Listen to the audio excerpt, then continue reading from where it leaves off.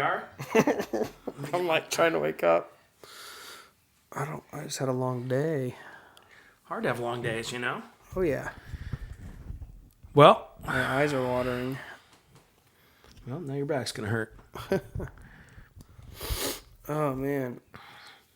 I played in Chilled Coffee the other day. Are we starting? I think so. All right. This is the Shaw Brothers podcast. Go ahead. Go ahead. I don't like intros. Well, we don't have to have one. I just at least let people know who we are. 1, 2, go. Gotta let somebody know who we are. 1, go. Played in Chilled Coffee. How was that? It's good.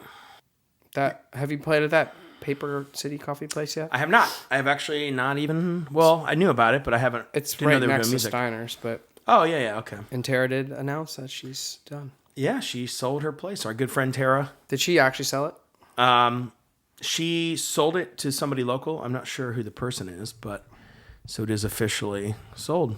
So there's a place next to it called the it's called Paper City Coffee, but it's also called The Page. It's like their night cocktail bar. So it kind of opens up into that. Mm-hmm. It's That's cool. Great vibe. Nice place. That's really great. cool. All really old school building, you know. Yeah. Historical.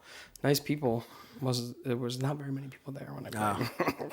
Bummer. Well, Common. Sucks that you had to take all their money, so they can't stay open. They closed immediately. Actually, Jeez. I was playing at the airport on like Thursday morning, Yeah.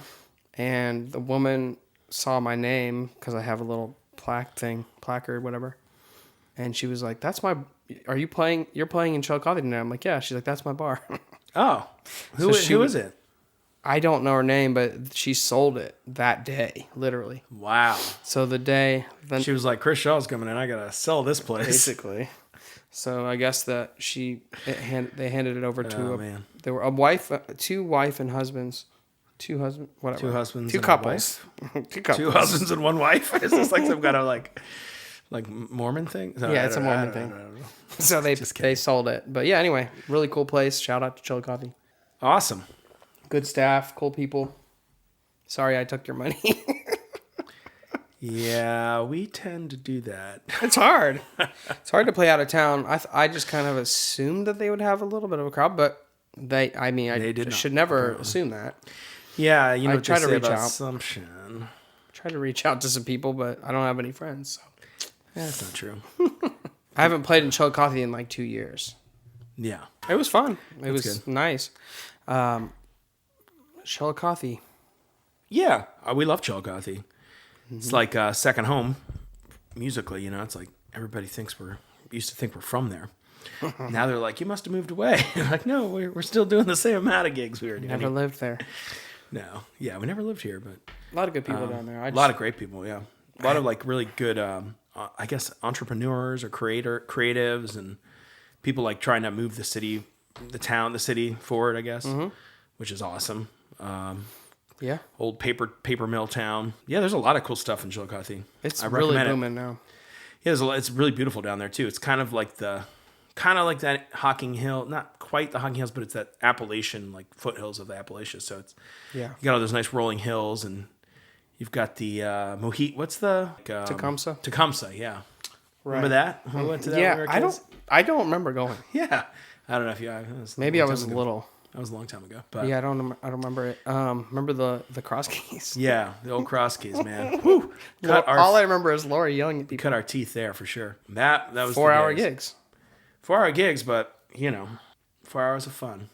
It was great. I had Those a are fun actually time. good days where there was like no stage. You're just kind of on the floor and people are like running into you constantly. Yeah, it's good. Yeah. Yeah, everybody has to have that experience. Yeah, they're still doing. I think they've renovated. I want to go in there because I think they renovated and I haven't been in for years, long time. But I wonder if the 4-hour bar gig is gonna die out. Well, it hasn't yet because they're gonna get as much out as they can sometimes. Yeah, that's true. 3 hours is the way to go. But Yeah. If you're doing a long format, but. I mean, the other day they asked me, "You want to play 3 or 2?" I was like, 2. "I'll play 2." Why would I play 3? Why would I don't want to play 3. It was the same amount of money. If I cannot play 3, I'll play. Oh, this was fun. That was great. 2 was great. I love playing music, but Yeah, I'm the same amount of money. 100%. But Well, what's going on in life? Anything else new, interesting, exciting? well, I heard this concept from the old Jerry Seinfeld, Okay. Mr. what's his Pop-Tarts. Pop-Tart Zen Master Seinfeld. Yep. He said everybody in my high school was funny, and I just didn't. But then they all got jobs, and then I just didn't. I was like, yeah, that's totally what our life is. Yes. Well, that's funny. I was talking. Okay, so can relate. I was talking to Pat McLaughlin, this awesome guy that runs this podcast I just was on, and he was super great to talk to because he was. We were kind of talking about my life and about music and stuff and my career and like how I got started and all that stuff. But I was telling him, I was like, being a musician is there's a lot of ego involved, but it's just as humbling as it is an ego trip, right? And for me, what I mean, for instance, like, growing up playing trumpet, that was like the only thing I was good at. I was so focused on that, and I was just so deep in. It made sense to me. I understood the language, and meanwhile, I'm getting a 2.0 GPA in high school. It's like I barely graduated because I was I knew what I wanted to do. I was so focused on that. But, it's like that kind of thing. It's the same thing. Like you take that forward and you're like, I'm caught up in this thing. This is what I want to do. Nothing else really mattered. It was hard to focus on things purely because I just wanted to get to the next gig, or the next whatever, band practice, or the next this, that, and the other. So it is interesting, but yeah, I see a lot of similarity in comedy in that way. It's like, that's what you do. You just like, you do your thing and you figure out a way to do it. And the people that are really passionate about it, they don't live in the fear of like, it's not going to work out. Yeah, you're always thinking, don't get me wrong, you're always thinking, am I good enough? I suck, what am I doing? Mm-hmm. But, that's kind of back of your head, but you quickly shut that off. You're like, I'm just going to focus on the do, I'm going to focus on the work and the things I can control. Yeah. I try to tell young people that today, at my open mic, and there was a guy out last night that we both know that was out last night asking me a lot of questions about my career. I'm just, I'm just trying to set up this open mic, man.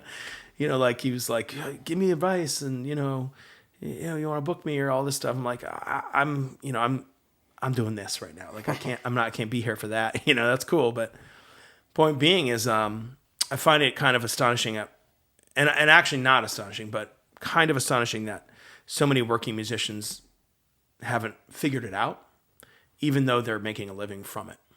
And I feel like, I think that's like a kind of a common thread, but there's nobody out there that tells you, hey, this is how music and your music career is supposed to go. In other words, a music career is really hard because we start off as creatives, but we don't just become business people overnight. And we don't just become all of a sudden not only just a business person, but a person that is a business person that can be creative and a creative person that can be a business person, because those things have to work together. Yeah. And we don't just come that overnight. We don't become that overnight. Well, there's no employees. There's no syllabus. There's no rule book. There's no studying that. I'm not talking about studying your theory, your notes, all that. It's very similar to comedy. It is. There's nobody that teaches you that. Exactly. That's, and we talked about this actually on the podcast with Pat. He was talking about when I went to Columbia College in Chicago, because that's where I got my degree in writing and producing for television. He was asking me about what are the parallels? I'm like, oh, it's all tied together. It's the same industry. I mean, whether you want it to be or not, it's the entertainment industry. We're doing the same thing. There are often days where I'm like, I've got to put this show together. I've got to figure out the marketing, the promo. I've got to get a photographer. I got to get a videographer. I got to make sure the sound engineer is taken care of. Oh, and we need to bring in an opener or this, that. There are a lot of skill sets that are involved in that. And that is the same thing as being a producer in television, in my perspective. In other words, hey, I wear a lot of different hats, and I'm getting things done. That's what a producer, to me, that's what a producer does in television. And so, anyways, I think that that's really interesting, but I still, my whole point is that, I think everybody's out there looking for help. No matter what level you're on, you're looking for help because you're not ever satisfied or finished. You want to get to that goal line, and I see people beyond where I'm at, where I think, man, they've got it figured out. And I guarantee if you ask them, they're like, I'm just trying to figure it out. Right? Don't you see that sometimes? Yeah. I sometimes think we figured it out. I actually do think that sometimes, yeah. But I also think the exact opposite. I think that sometimes, and then I quickly, my brain says, shut up. What can you do better or whatever? Right. But I was talking to Matty Monk, and he was like, I'm just done, like, looking for, like, stardom and all that stuff. Oh, yeah. No, we're not even talking about that. Right. But I was just kind of saying, like, you know, I'm at the farmer's market in Dublin. It's 8 in the morning, 9 in the morning. I'm lugging all my stuff in. I got, you got 200, 300, whatever pounds of equipment. But that's the hard part. The huffing the gear, all that. No one wants to do that. Then you play for 3 hours, which is the part you want to do. Then you tear it down and you go home. And like, if you extrapolate that onto like a touring level, you're paying a bus driver $500 a day for gas. You're paying him for a 4-star hotel. It's all the same stuff. Correct. Except I'm not physically loading the gear. You're paying a guy to do that. You're paying the thing to do that. You're going to town. You're promoting. It's all the same thing. Right. There's way more risk, and there's way less having a life.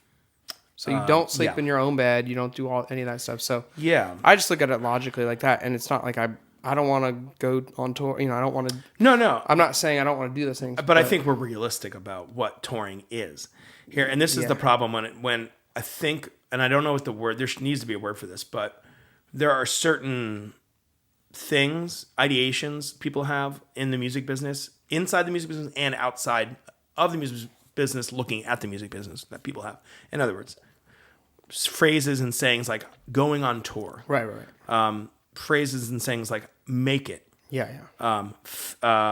Fame, stardom, rock star, all these things. Right. Like these are like, there's so many tropes and things like that I think every musician experiences. I think the reality is, and this is what I try to tell people. I told this young man, well, not young man, but around our age last night, I said, what does it mean to you to make it? What is your goal? What is your creative vision?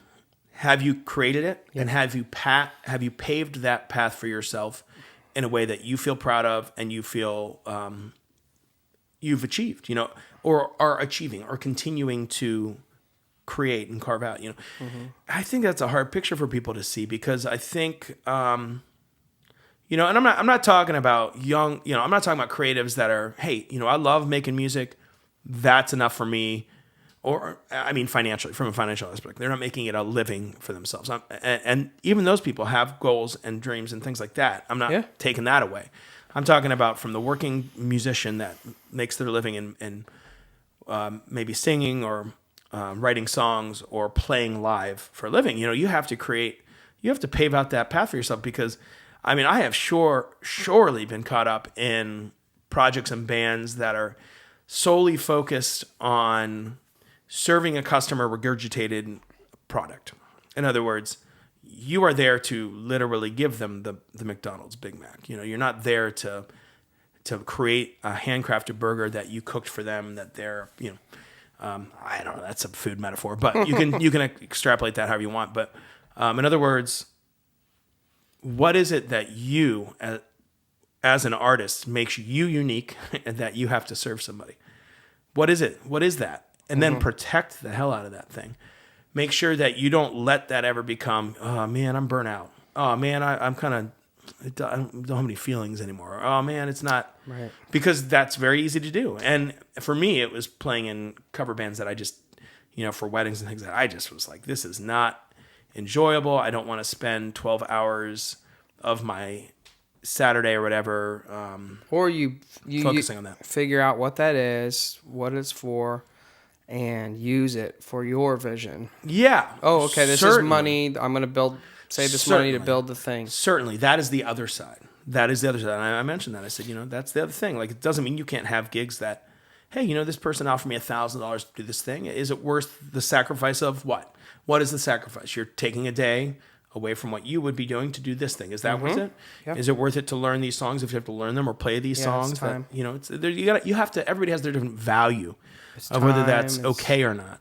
could be soul sucking. And it's not wrong. If your answer is, all that, I want to do 50 weddings a year, or I want to play 60 corporate events, or I want to, whatever the insert thing there. If that's what you want to do, and that is a version of success for you, nobody is going to be like, judge you on that. Because, the thing is, like, they will be, but it doesn't matter. The right people are not going to be judgmental. The people that understand this thing. Which is like, we all have to make a living, and there are only so many gigs at Madison Square Garden I can play every year, right? It's like we 7. Play there a lot. I can't sell it out more than 7 times. In a row, obviously. Right. Goes without saying. Then I have to go to the Boston Garden. It's hard, man. Mm-hmm. It's hard to have that really tour bus. It's bumping when you're sleeping back there, and the driver's going fast to get there. It's hard. Mm-hmm. That's a hard living. Anyways. Yeah. But no, I think that it's interesting to see people struggle. Not interesting.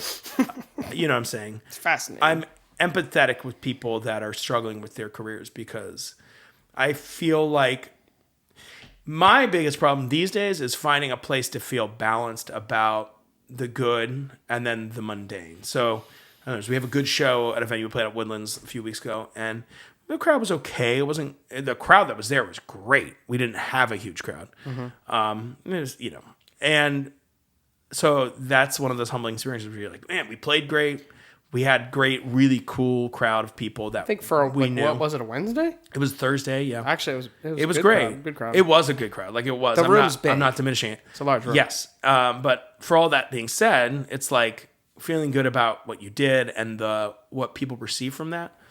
And then, the next day maybe playing in a restaurant or whatever where maybe nobody's listening can be a little jarring. And also, for me, like, my focus is to get more into places, whatever type of places they are, that people are listening. That's the point, where they are embracing the sound. Because I think now I'm at a place where I have those choices. And 5-10 years ago, I did not have as many choices when it came to that, But, I mean, we both have those choices. Like, we're both now, and it's hard to see yourself, but I think we're both now at a point where it's like, oh, we can say no to gigs because we know there'll be other opportunity.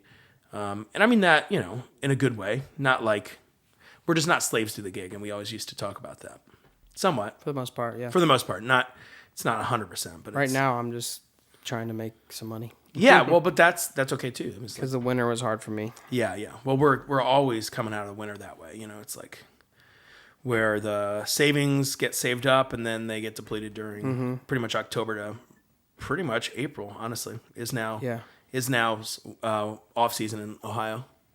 I talked to like Jeff Bass about it. He was like, "Yeah, I'm doing golf lessons, and not have to." I think that's great. I think that's really smart. And I'm gonna probably teach at CCAD this summer. Oh, great! Which I don't really want to teach in the summer, but I have to. What are you gonna teach? Take what I can get. I think it's like summer camp for kids. Oh, cool. So it's like Garrison's age. I don't think there's anything at all wrong with, like, the reality is, like, there's not a lot of people out there that just play music. Right.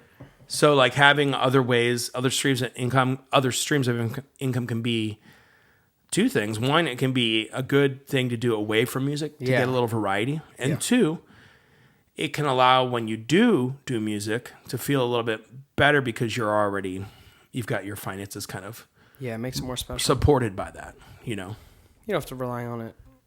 But yeah, I think it's great. I think teaching art will be fun for me to teach kids. I went to CCD, so yeah. I mean, I don't think it's going to be great money, but that's okay. But it'll be an opportunity, and then maybe I like this or whatever. Yeah, maybe they'll invite you back to be the graduation speaker. Right. Well, they said you too can succeed, children. Right. They have adjunct things too, jobs too. Yeah. So that could be a thing for too. Sure. I like teaching, so. Yeah, it's fun. We got the teaching thing in our DNA with our parents. Our blood. Yep. Well, let's what else we got talking about? I got another thing. All right, here we go. I'm obsessed with Naked and Afraid. Yeah, I know you are. Have you watched it? I've watched a lot of it, yeah. Oh, okay, you have. Yeah. pretty good. I figured out that it's like, this is pretty just much impossible, this show. Impossible in what way? I mean, they're just, like, they're on the Amazon jungle just, like, getting stung all over the body. I'm like, this you mean just torture. To win it?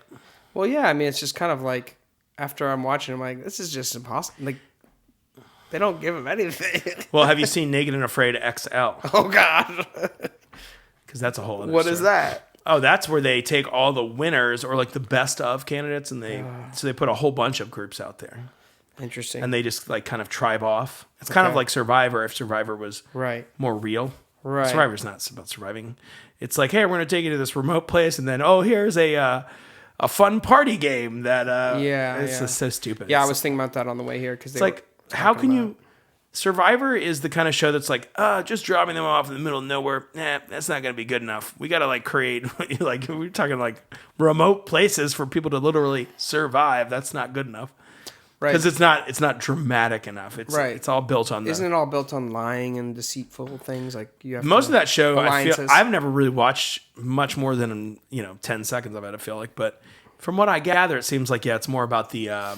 It's the tribal, the human stuff. Yeah, the tribal like thing. Tribal thing and like people eliminating people and I don't know. But I don't get into that stuff. I like they're building the huts. That's so cool.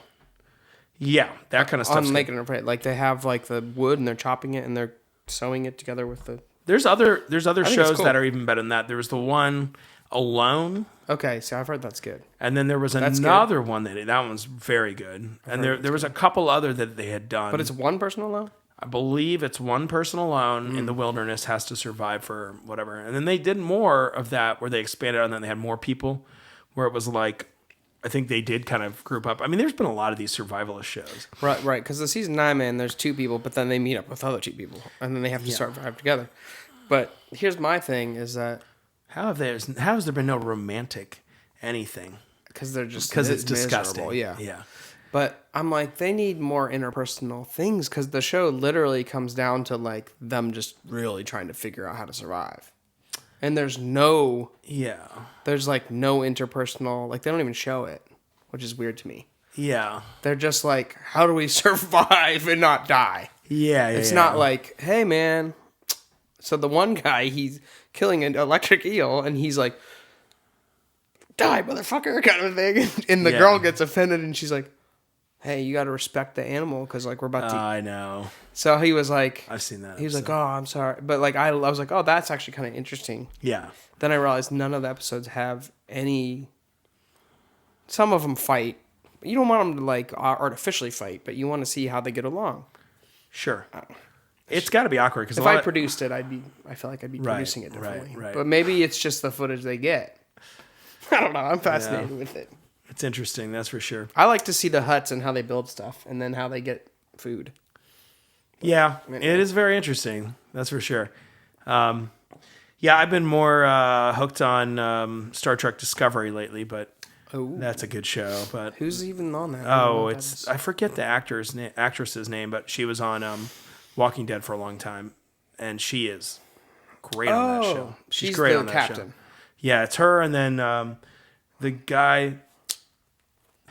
Pan's Labyrinth. He played Pan. He's like a physical actor. Oh. I think his name is like Doug Jones. Doug Jones. Yeah. That's the guy. Was that the what's the vampire the lead? Dude? Is that the vampire guy? Yeah. What we do in the shadows? Yeah, Doug Jones. Yeah. Vampire. He's great, man. Oh wow. He's great on Star Trek Discovery. He's great on all of them. Sonequa Martin Green. Sonequa. Is it S-A or S-H? Sonequa. Yeah, I'm not sure. Sonequa, maybe. Sonequa. I'm not sure. I'm not sure how to pronounce it. Doug Jones, okay. But that she's great. Weird looking. He's great. She's great.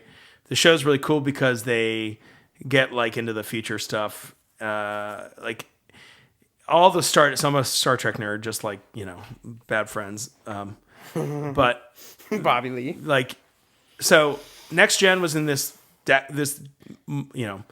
forget, maybe the 2200s. I can't remember, but all of the different Star Treks are in different like decades / millennia. So this one kind of like now we're in like the third, fourth season. Wait, only actually in the fifth only season, 2,300? That's all they were in? Yeah. That's not that far away. I know. Is it? But no, I mean, no. Yeah. Well, I mean, it's a couple hundred years. Right. But still. We're in 2024, right? Yeah. So I mean, that's like, so it'd be 300 years. yeah, it's from like, now. think about there was no car 100 years ago. That's true. 120 years ago, cars like really weren't even a. Yeah, that's true. So like 200 years from It now. It could work. We're already doing space travel. True.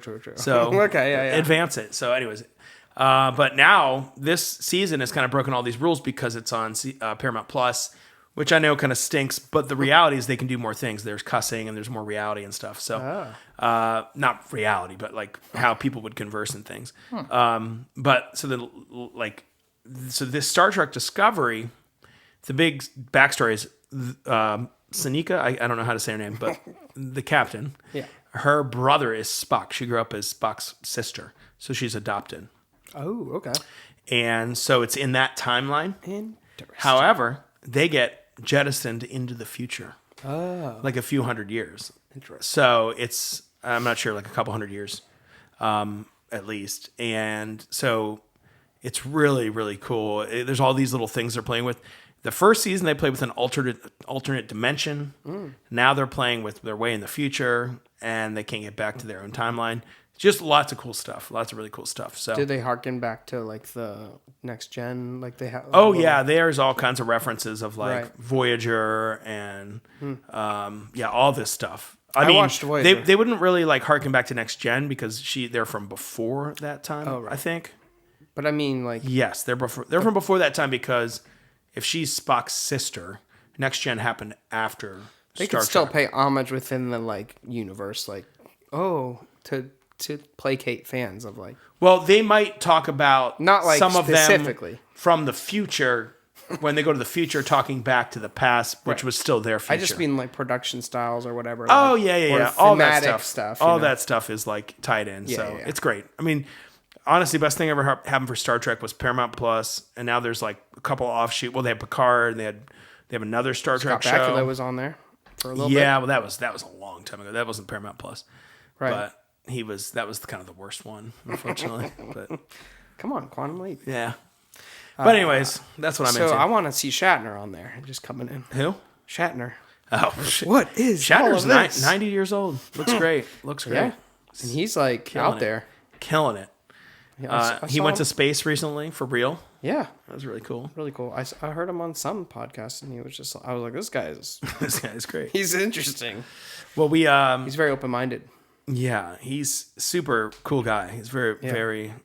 I didn't know, like, he was when the original show was on. I can't remember the one black woman that was a character on the show with the large. Yeah, Uhura. That's correct. Yeah, Whatever. Yeah, something similar to that. It was like there was a romantic situation, and he like kissed her on the show, And he said and it was like hugely Huge controversial, which is hilarious to think about today. But he fought for it, right? He fought for it. Yeah. yeah, I was. that's cool. I didn't know anything about that. I mean, I know. what time was that? Was that the 60s?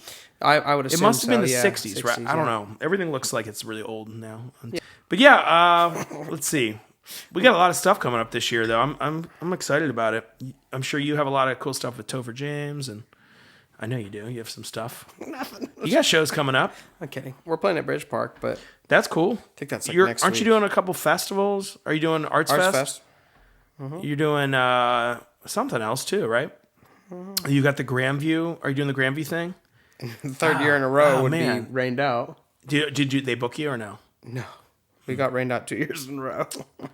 Sucks, but I wish. We're doing. So we got to find a place for Topher James to be playing. Anybody out there? No, we're doing some stuff. Podcast land. Know anything We're about doing local roots. We're doing some Good. terrestrial, actually, a little Oh, trio good, version in Cleveland.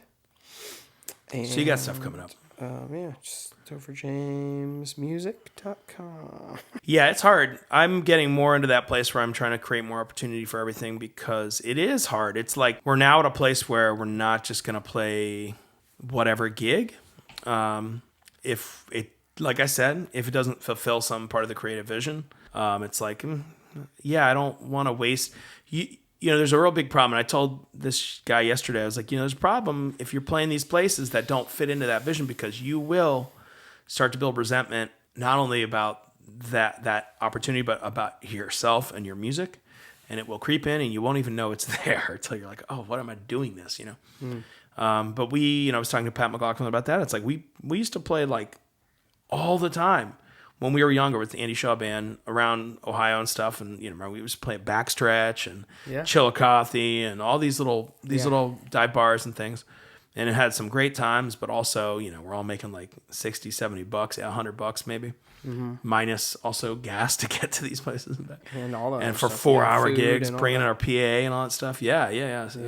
So it was a grind, but we also like cut our teeth doing that, and at the time that did fit what we're doing. But we really found our place now where we're like, we can be more selective. It's no big deal. Let's record music. Let's write music. Let's just work on our craft. Shaw Brothers too, Yeah. And so but it's nice to play. It is nice to play, and that I'm feeling that way now, where I'm like, I want to get back out there, and I want to play at I think Edison is a great spot. I hope they do bring bands back in there, because I've had a lot of people request us there, and just trying to find some more of these breweries where there's some people our age that like music, and it's a little bit of an easier sell. Dankhouse is doing music the best of any place I've seen. So.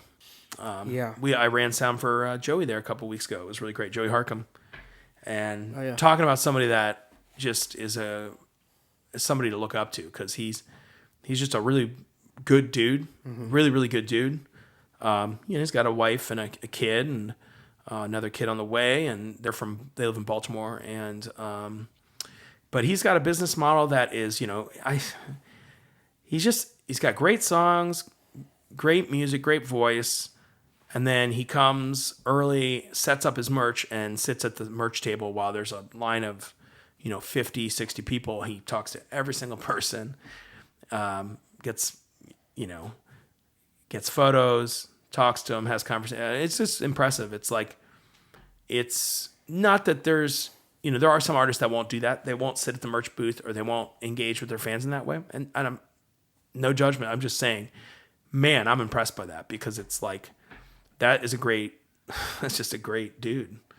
It's kind of like already what we're trying to kind of be, which is engaged with our fans, engaged with our friends and our fans that come out and support us. 'Cause that will create a community that you can really feel proud about. I feel like,